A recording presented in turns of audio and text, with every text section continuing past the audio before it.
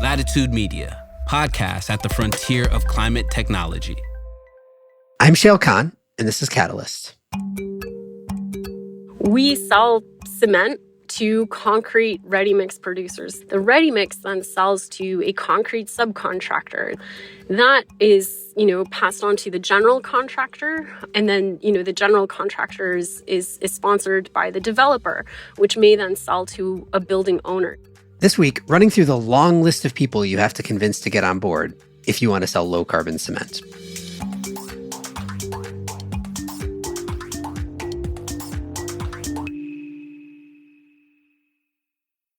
Catalyst is brought to you by Energy Hub. Facing urgent load growth, it's time for utilities to rally behind VPPs as a solution to diverse grid challenges. Energy Hub helps utilities quickly scale VPPs to manage load growth, maximize the value of renewables, and deliver flexibility at every level of the grid. How do they do it? Energy Hub's software and services enable grid-aware VPP management across distributed resource classes through a best-in-class Edge DERMS platform.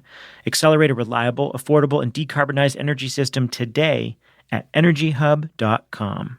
Artificial intelligence is one of the biggest stories in energy right now, from the AI-based solutions for the grid to the unprecedented load growth caused in part by the AI boom. On December 3rd in Washington, D.C., Latitude Media is bringing together a range of experts for Transition AI 2024, a one-day conference on the AI energy nexus. We'll have networking, panels, a workshop, and technical presentations, and our podcast listeners get a 10% discount off their tickets. Use the code LMPODS10 when you check out. Head on over to latitudemedia.com/events or click the link in the show notes to see the full agenda and register for Transition AI 2024. I'm Shail Khan. I invest in revolutionary climate technologies at Energy Impact Partners. Welcome. All right, so a couple weeks ago at New York Climate Week, which I'm sure many of our listeners attended, I was asked to give a talk at a dinner about the state of climate tech. And I was thinking about how I think there are three waves of climate technologies at the highest level. The first wave is the stuff that is already fairly advanced and commercial and mature and it's proven. It's reached escape velocity, right? And this is the obvious things like solar and wind and lithium-ion batteries, maybe electric vehicles. There's a third wave, which is the stuff still in the lab that still needs R&D. You got to figure out how to solve a big problem, and we don't really have solutions yet. The second wave is the one that I find most interesting right now, and that's the wave of technologies that is just entering the market today. They're solving big climate problems, and they're commercializing, they are scaling, but they haven't really proven themselves yet, at least on the scale of the industries that they're trying to attack. We talked about this kind of recently when we talked to Andreas Apley from Climeworks about direct air capture, because I think direct air capture is another one that's in this category. And we talked about some of the challenges that they've faced as they've gone from the lab to the market. I think another one that fits that bucket very well is cement and low carbon cement, new ways to produce cement without producing all the emissions that come with it traditionally. Cement is especially complex, getting these new products into the market, because as you'll hear, it's a very large multi-party value chain from the cement production itself to the actual building that the cement is going to go into. So Sublime Systems, where I'm an investor, is so far, I think, pulling off this really complex value chain integration as well as anybody. They're building a large commercial demonstration plant in Holyoke, Massachusetts, and they've announced a bunch of offtake agreements for that plant, as well as big investments from two of the largest non-Chinese cement companies in the world, Holcim and CRH. But underlying the big announcements, there's always a lot more going on. This is true across the board. And I find this one particularly interesting because of how you have to fit together this complex puzzle of actors in order to bring these new products to market in cement. So I brought on Leah Ellis, who is Sublime's CEO and co-founder, to talk through what she's learning as she pioneers a new cement blend to decarbonize one of the largest sources of industrial emissions in the world. So here's Leah. Leah, welcome back. Thanks, Shail. I'm delighted to be here. Let's start with your state of the market view. Like, where do you think we are in terms of cement decarbonization today? What's happening out there in the industry? Oh, loaded question. It is an interesting time in cement making. It's one of the world's largest industries by mass, one of the most carbon intensive. At the same time, just like oil, it's a material that we can't do without right now. So we can't necessarily pump the brakes, but we can turn the direction. And just the size and the momentum of this industry, it's often been described as a stoic industry. It doesn't turn on a dime. It's like the Titanic. And so I think we're seeing now is decisive, slow but decisive movements in the cement industry when it comes to decarbonization. So this is not something that is, on the trajectory it was even 6 years ago when I started. Things are moving. On the regulatory side, we're seeing investments in startups, we're seeing deployment, we're seeing tremendous branding, but also people putting their money where their mouth is. Really, really interesting time in cement. And what about just briefly talking geographically? I mean, I know a lot of cement making, a lot of the growth, a lot of the economic growth in the world is in the global south, and thus a lot of the new cement demand is in the global south, and thus a lot of the new cement production is in the global south. Is there any difference in terms of the approach to, or I guess seriousness about decarbonization between what's happening in the developed world versus the developing world? Yeah, there's very interesting dynamics at play all over the world. I guess I'll start in Europe where, they have this cap and trade system, the ETS. So there's carbon pricing being implemented and there's free allocations of credits that are disappearing over the coming years. So many of the largest cement producers, Holcim, Heidelberg, CRH, and others are based in Europe. And so they're moving quite quickly. They realize these regulations are going to double the price of cement in Europe, whether you're going to be paying for post-combustion carbon capture or you're simply going to be paying the carbon price. They're finally getting hit in their pocketbooks when they don't want this. And they also, I think, recognize that post-combustion carbon capture is, a temporary but not an ultimate solution. So that's Europe. Here in the US, there's a lot of demand for cement. So we are building here in the States. We're also importing about 20% of the cement we use, so shipping it from overseas. Here in the Boston area, we get our cement from Quebec and we get it from Europe as well.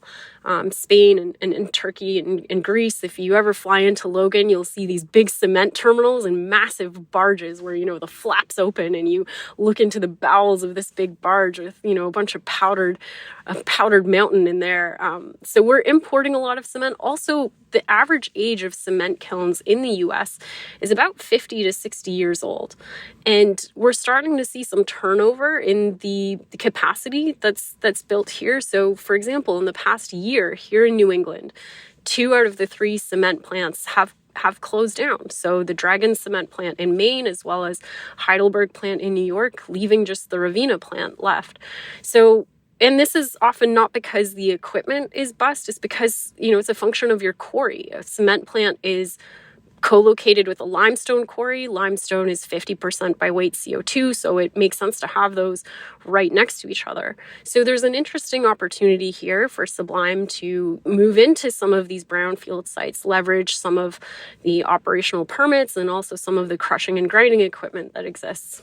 And then, of course, going into the developing world, growing and urbanizing populations, that is Sublime's focus. That's where greenfield cement plants will be built in the future. We want to make sure that these greenfield cement plants are built with Sublime's true zero technology for the future so that we can avoid 50 to 100 years of cement emissions with each greenfield cement plant.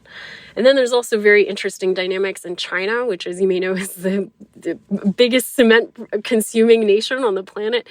Interesting things going on there with, the collapse of Evergrande, and there's, the fetish for building large skyscrapers and maybe diminishing demand for all of these construction products that they've been building. So a lot of cheap, perhaps low quality cement may be flooding into the Southeast Asian market. And that's, perhaps where new climate regulations may be put in place to sort of promote domestic production of low carbon cement in these regions. So very interesting times globally for cement. Interesting.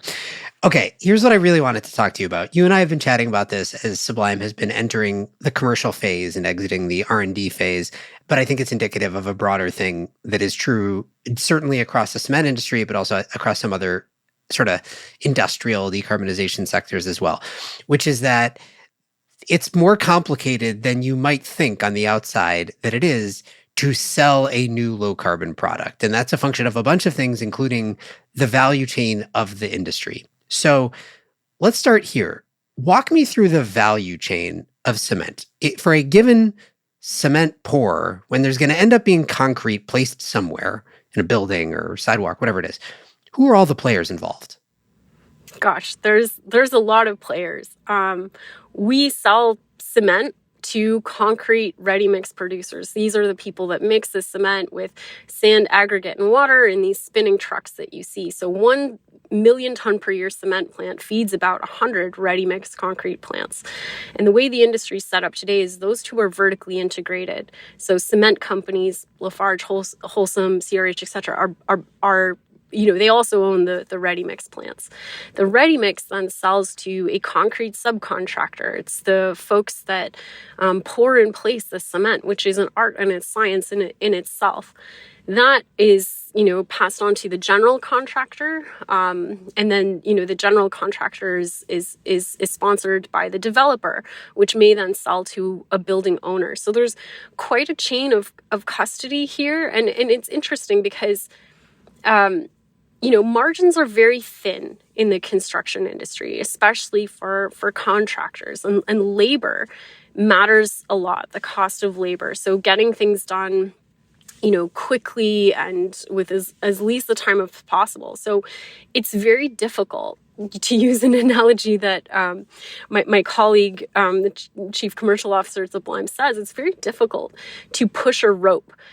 Which means to push a new product, which may have a green premium at first, through all of these middle people who, they're just a pass-through for the cement, and they're not celebrated for the low carbon embodiment of their product, their craftspeople.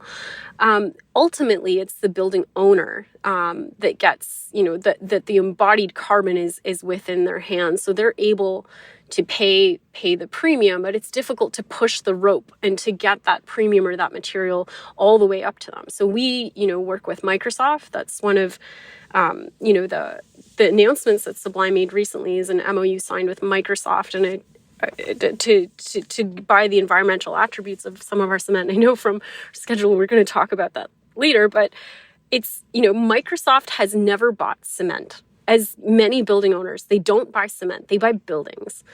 And the people who build the buildings, they don't buy cement either. They buy concrete. And then the people who buy concrete, they don't buy cement, they buy the wet concrete mix, and so on. And so it's very difficult to sell low carbon cement to the people who have the purse strings of the project, and for whom a premium is really budget dust at the end of the day, because cement is very inexpensive. The total installed cost of concrete is 80% labor.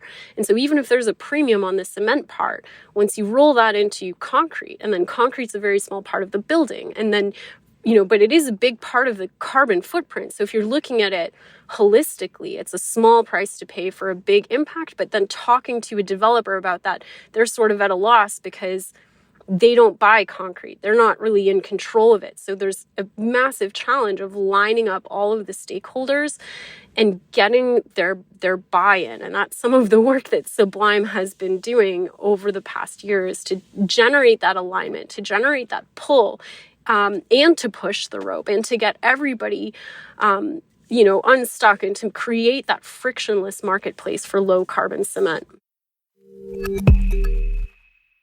Catalyst is brought to you by Energy Hub. Energy Hub unlocks the power of VPPs to deliver flexibility to the grid. How do they do it? by enrolling DERs in customer-centric flexibility programs and using AI-driven optimizations across devices to shape desired load profiles. Energy Hub has more gigawatts under management than any other edge DERMS on the market, and they have a proven track record of building high-performing VPPs in record time. Working with more than 70 utility clients across North America, Energy Hub delivers reliable flexibility at every level of the grid. Click the link in the show notes to learn more or go to energyhub.com. Where are you going to be on December 3rd? I know where I'm going to be. I'm going to be in Washington, D.C. at Transition AI 2024. That's when Latitude Media is offering the chance to hear from experts on the front lines of AI deployment in the energy sector. Transition AI 2024 is our one-day in-person event, again in Washington, D.C. It addresses both sides of the AI energy nexus, the challenges AI energy demand poses for the grid, and the wide opportunities to help climate solutions. This is our third event, and we brought together a really great lineup for this year.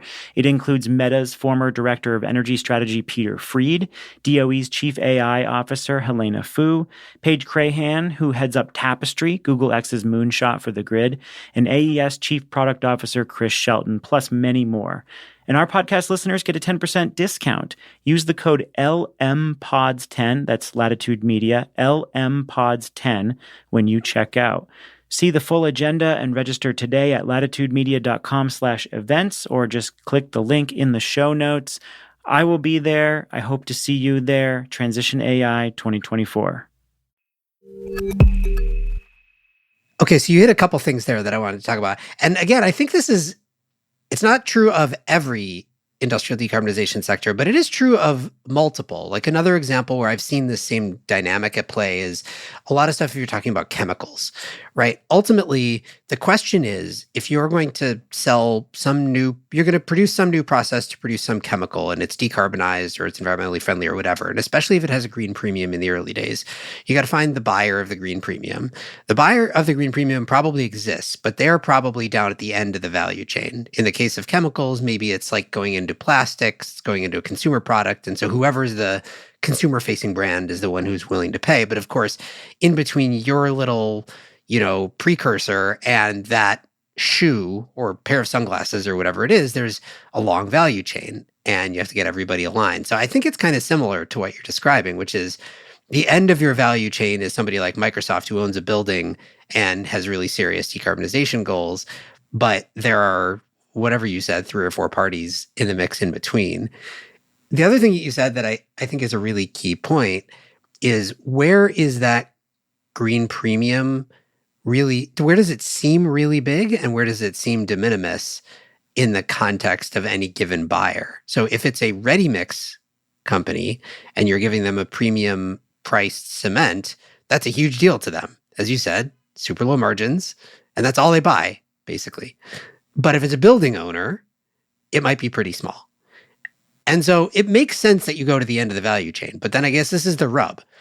You go to the end of the value chain, you get somebody to pay the green premium. That doesn't mean you're done, right? Now you have to align everybody else, which means you have to get all of the other parties that are somewhere along the way bought in on a different product. That's the key point, right? This is, you're introducing something new. Now they don't have to pay any extra for it along the way necessarily, but they have to sign off on it.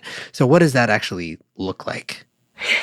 It looks very complicated. Yeah. So you can, agree to build a Microsoft campus, but then another part of the complexity is that Microsoft may build a campus. I mean, I know they're hyperscaling data centers, but your average building owner only builds a building once in a while. And if it's a developer, they often need to look for a tenant before they build that building. So there's some timeline flow of when this happens. And it's a massive project that's run by the general contractor. There's structural engineers that need to be involved. Thankfully, Sublime, has this regulatory path through the performance-based standard for Portland cement, which is gaining adoption, especially with all these other low carbon cement materials that are also falling under this standard. So you need structural engineers, you need the developers, the general contractors, and most importantly, I think, is the concrete subcontractors. So the folks that literally spend all day finishing and placing concrete. And I've had the distinct privilege of going to a job site and spending hours watching people place concrete. There are men whose jobs it is to rake wet concrete, spread it, vibrate it, take out all the bubbles, and go through varying phases of polishing. You will not believe how many versions of a trowel exist to get the right finish. And if these performance-based standards, the ASTM, the ACI, all of these things are necessary but not sufficient in the eyes of the concrete subcontractor, because they have to make sure it finishes in a way where it doesn't hurt that man's elbow. Because if you get a group of 20 contractors complaining because this concrete is too stiff or not behaving in a way that's not encapsulated by any of these regulations, you end up having sort of a mutiny on the job site where you have 20 dudes complaining to that one guy who's driving the cement truck. So that's the type of friction that you don't want to have in the job place, especially where labor is so important. So everybody has to be bought in. This material has to be qualified by everybody. It has to be blessed by everybody. Then it has to be done in a credible third-party way where there's case studies and white papers to really show. And there has to be a lot of listening on the part of the product developers like Sublime and others to make sure that this material is performing in the way people expect. Otherwise, you'll have a holdup in the middle.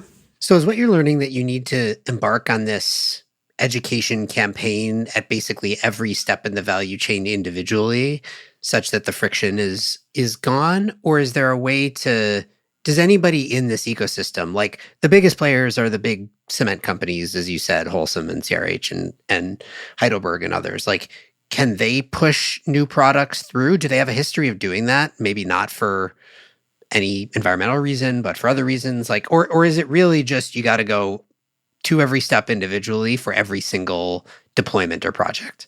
You need the pull and the push. So the person that really can make this unstuck is the owner of the purse strings, where this premium is small in the grand scheme of things, especially if they're counting carbon.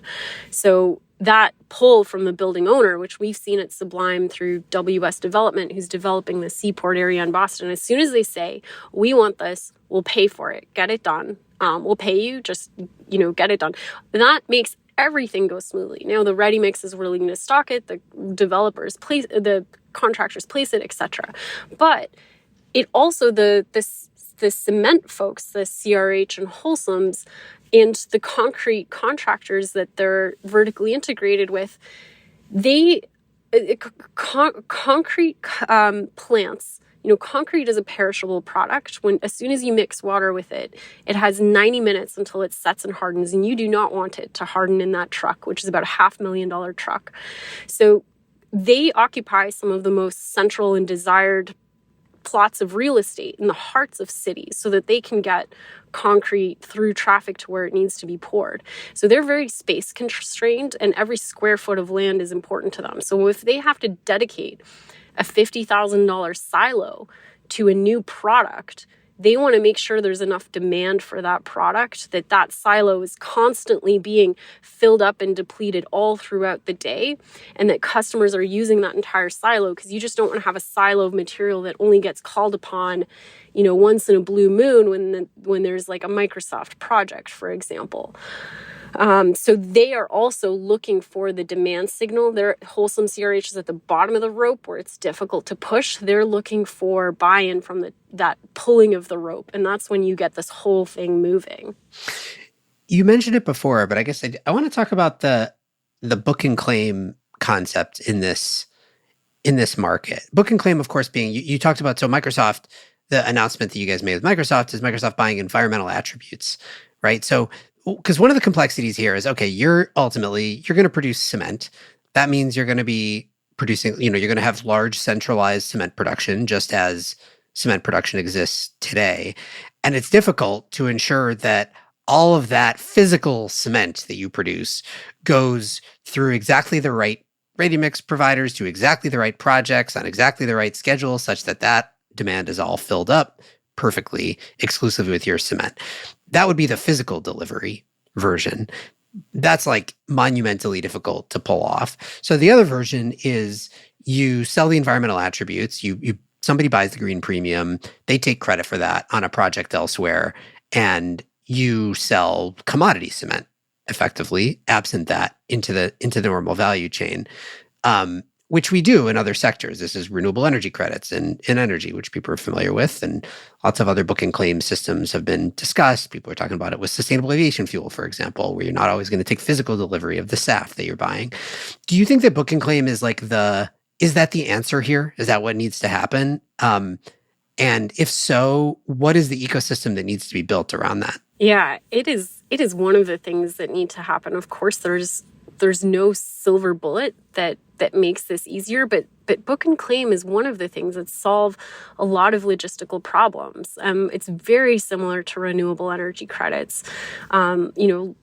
Cement is like electrons in the way that electrons can't be generated in Boston and then sold to a software company on the West Coast. Electrons enter the grid and are transmitted locally. So divorcing the physical electron from the environmental attribute and letting those get paid separately allows all of the electrons to be used locally. So cement, very heavy, very cheap. It doesn't travel well unless you're shipping it by barge. It allows all that cement to be used locally, for all the local silos to get filled, for all of the GCs to be accustomed to it, for that to be local, because not everybody is going to have the appetite for that premium at first, as these large software companies that have big profits, low scope 1 and 2 emissions. They're not burning fossil fuels themselves, large scope 3 emissions. And so they have, they're taking a leadership role, which I think is very admirable in paying the green premium at first to allow this material to flow in the natural ways that it does flow, so that the ready mix producer doesn't have to wait for when Amazon does a project and get that literal cement to that thing at a date that will float. It really simplifies the scale up and deployment story. And then it allows Microsoft to understand that material is qualified and to lock up future demand and to future proof their own supply chain when we start to develop increasingly large projects over time. So presumably if you're going to introduce a larger book and claim system, you need a central repository, you need a database, you need crediting and certification and so on. Are those things being developed in cement world yet, or is it still too early? They are. And so this MOU we have with Microsoft, we're going to do this between Sublime and Microsoft and agree on the measurement and the verification and the benchmarks by which we measure the carbon avoidance that Sublime's product is attributable to. But there's also movement in the industry broadly, which I think is very important, mirroring what has been done with renewable energy credits and with the SAF, a sustainable aviation fuel book and claim system. So RMI, Rocky Mountain Institute, and GMA, the Green Materials Association, I know they're working closely, and they announced this at a White House event for low carbon cement and concrete earlier this year. It's very interesting, very complex, and this type of thing isn't something that a startup could do. So I'm delighted that some credible third parties are taking the torch and developing the systems and measurement verification and rules by which we can all participate, so that they can raise a large fund from Microsoft and others and have multiple startups participate. It will be a lot of effort to create consensus from all of that, because there's a lot of moving pieces, and it's different from, it's very similar to electrons in some ways, very different in others, because cement is, electrons and SAF, you use them and they're gone. But cement, you use it and it exists. It's like a monument. It's and it also takes a lot of artisanal work. There's a lot of trades that go into making this and addressing that. The middle people in the value chain that we discussed earlier who don't get credit for using low carbon cement. That's an interesting question of with double counting. You absolutely don't want double counting of the credit, but I think you'd be remiss not to acknowledge the physical thing that was created and to point to it and to show the public this was made with low carbon cement. And so people can walk by it and tell their children, like, I made that out of low carbon cement. That is one of the coolest things in my experience, is to see things that you've built and to feel responsibility and pride over that. But to also have it say in a book and claim system, this was enabled by Microsoft. This person gets the low carbon sidewalk, but the credits in the accounting systems is being, Microsoft is subtracting that from their thing, because if you're flooding a local market with cement, like, mom and pop is not doing their carbon accounting, right? So there's only a certain number of companies that are going to do that. Right. And just to get a little further into the weeds of it, the thing with renewable energy credits, I think they served a pretty valuable purpose for a long time. Ultimately, though, there was also a fair bit of, not quite abuse, but just like, what people would end up doing is you'd be a corporation, you'd want to say that you're running entirely on renewable energy, so you'd buy a bunch of really cheap Texas wind RECs, right? You'd pay like $3 a megawatt hour for them, and it wasn't clear that you're actually decarbonizing anything. Like, your purchase of those things was not additional. It wasn't enabling anything that wouldn't have happened otherwise. You were just like slightly further subsidizing some existing Texas wind projects. And so I don't think there's quite as much risk of that in cement decarbonization. The main thing it seems like you need to do is have really good accounting of emissions avoidance. So for any given ton of cement that you are producing, how much are you actually avoiding? What is the alternative source of that cement? And as long as you have that clear, it feels like that risk is perhaps lower, but I'm sure there are other areas of complexity that will be introduced in this version of book and claim. Maybe it's exactly what you said. There's like more parties that could theoretically double count. So you have to be even more careful about that. Right. And I think it will evolve. I mean, we're really in the early stages of technology development and even like operationalizing post-combustion carbon capture. I mean, there's an interesting question for me of, we create carbon avoidance credits, and carbon avoidance has historically been perhaps a dirty word in the voluntary carbon markets, where, you avoid carbon. It's like, oh, pay me and I won't cut down this forest. And that's sort of shady. But what Sublime is doing is technology enabled carbon avoidance. Our competitor is post-combustion carbon capture. There is a 45Q tax credit for, it's like $80 a ton for removing CO2 from a flue stack, and we don't have that. So if you are getting that tax subsidy, but also someone is paying for that environmental attribute, are you really being catalytic in that sense if you're already getting paid for that? So I don't know the answer. I'm a nerd, right? I'm just developing this technology, but I know there's a lot of complexity. And the beautiful thing about working in climate, I think, is that we're all very mission aligned, and a lot of people are very smart and doing this because they care. And I think we're going to figure it out, but it's going to be hard, right? So the other thing I wanted to ask about is the other thing that's a little different, I think, about the cement industry versus many others, is that there is one, or I guess an amalgamation of very, very large dominant buyers, which is the government, right? Whether it's federal government or state government for roads and sidewalks and whatever. So what's happening there? It's true in other sectors, the government is a big buyer of other stuff too, but I think they're disproportionately large buyers of cement relative to many other products. That's right. So the staggering fact is that the U.S. government buys half of the cement that's produced in the United States. And that's through the General Services Administration, which has 300 million square feet of floor space. So they're the biggest real estate portfolio in the nation. It's the Federal Highway Administration. It's the state DOTs. It's all of the public infrastructure, as well as the Army.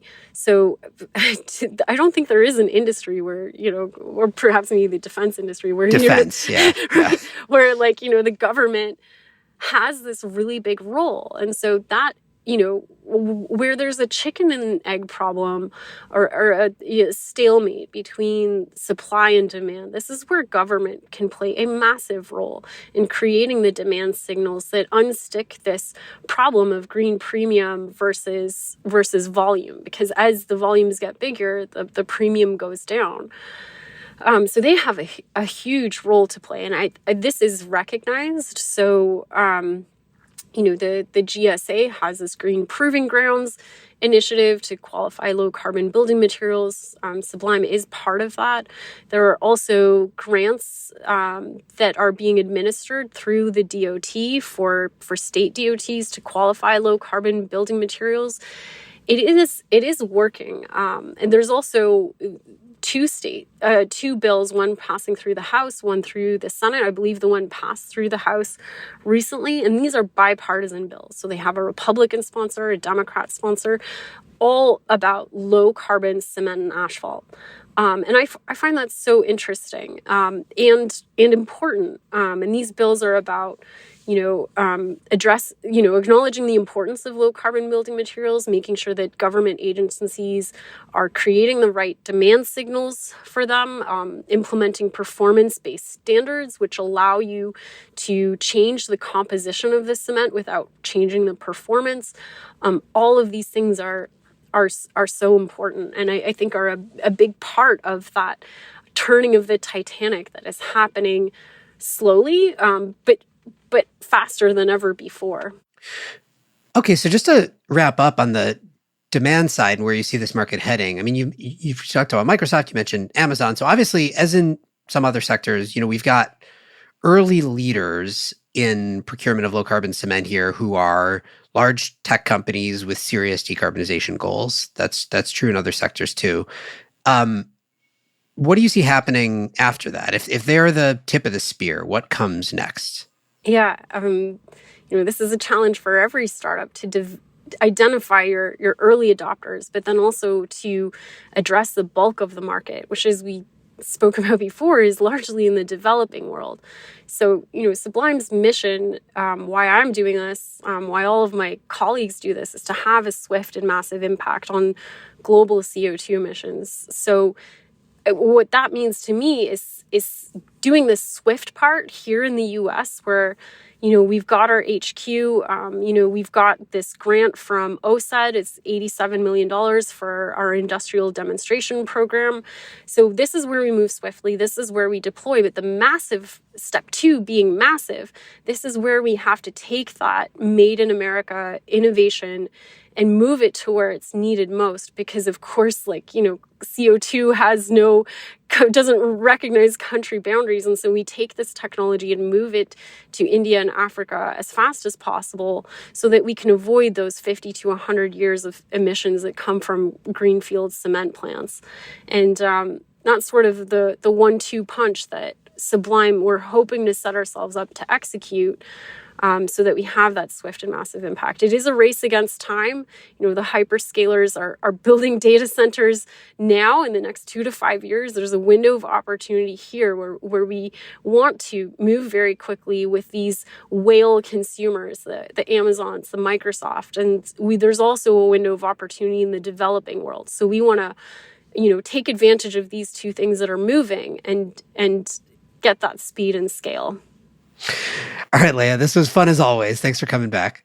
Thanks, Shale, and thanks so much for wonking out on cement with me. It's more interesting than anybody ever imagined, and I'm always delighted when someone shares my interest in this. Leah Ellis is the CEO and co-founder of Sublime Systems. This show is a production of Latitude Media. You can head over to latitudemedia.com for links to today's topics. Latitude is supported by Prelude Ventures. Prelude backs visionaries accelerating climate innovation that will reshape the global economy for the betterment of people and planet. Learn more at preludeventures.com. This episode was produced by Daniel Waldorf, mixing by Roy Campanella and Sean Marquand, theme song by Sean Marquand. I'm Shale Khan, and this is Catalyst.